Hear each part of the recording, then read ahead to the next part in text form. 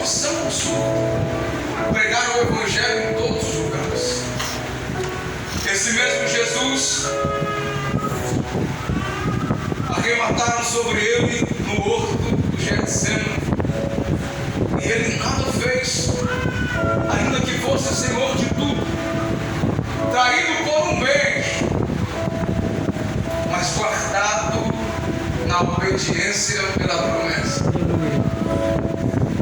Esses homens viram Jesus sendo conduzido aos julgamentos inclusive duvidosos, e em nenhum momento abriu a sua boca. Caminhou com uma cruz nas costas, na verdade com uma parte da cruz, pelo peso de mais de 50 quilos, depois de ter sido açoitado 39 vezes com um chicote chamado azorrado. O chicote, por sua vez, possuía 12 tiras, e em cada ponta um pedaço de coisas cortantes. Dilaceraram o corpo do nosso Cristo, e mesmo assim, em silêncio, cumpria a sua missão. Esses homens viram Jesus carregar a arte da cruz, e com um olhar sereno, entendendo a missão, destilava amor pela graça no caminho da cruz, pregado em silêncio, estufa o peito, busca o ar para dizer: Pai, perdoa, porque eles não sabem o que fazem. Eles estavam crucificando o nosso Salvador. E 3 dias se passaram após a crucificação. Algumas mulheres até trouxeram notícias de que aonde ele havia sido colocado, ele já não estava mais, que um anjo havia dito que ele havia ressuscitado. Mas os homens estavam traumatizados, não havia visto ele ainda. E a Bíblia vai dizer isso, que Jesus entra dentro do cenário aonde eles estão. Tomé, por sua vez, é interpelado por Jesus para que toque nas mãos e no seu lado, para que veja um buraco. Sou eu, pega em mim. Tem alguma coisa para comer? Traz aí, deixa eu comer, para vocês verem que sou eu. Mas a Bíblia vai dizer que isso, no capítulo de número 21, que os discípulos estavam reunidos, alguns deles, entre eles Pedro, versículo 2, Tomé, Natanael, os filhos de Zebedeu, que é Tiago e João, e outros 2 dos seus discípulos, estavam reunidos em algum lugar, e havia frustração no coração desses homens.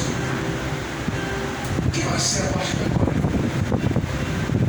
O que faremos a partir de agora? Como nos conduziremos? O nosso Cristo já não está mais conosco. Quando Ele estava, Ele nos conduzia. Mas só por imprevisto, Ele foi morto. E já fazem 3 dias. Aí a Bíblia vai dizer no versículo de número 3 que João olhou, aliás, Pedro olhou e disse: quer saber de uma coisa? Eu vou pescar. Pedro estava voltando ao cenário da onde Jesus havia lhe arrancado. Pedro estava voltando ao lugar, ao cenário da onde Jesus já havia lhe tirado, para viver coisas grandes e tremendas em sua presença.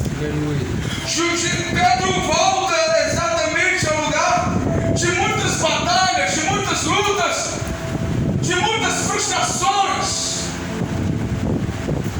mas também era um lugar em que para ele uma zona de conforto. Afinal de contas, foi de lá que ele veio. A incerteza do que havia de vir a partir de agora coloca Pedro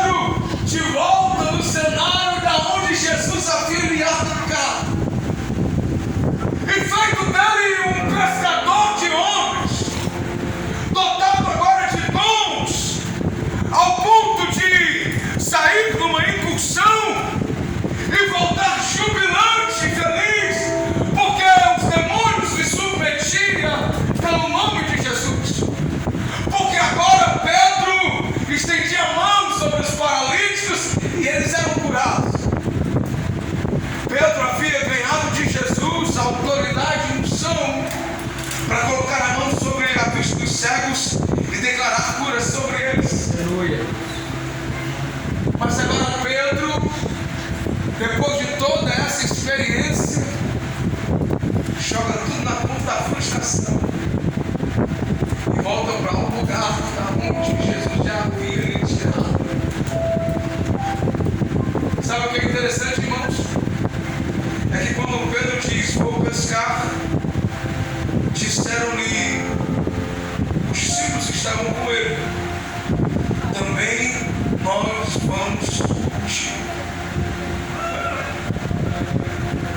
Pedro era alguém que tinha intimidade com Jesus.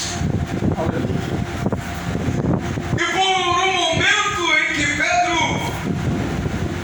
se sentiu deslocado no meio do plano e do projeto que Jesus já havia estabelecido, agora Pedro volta ao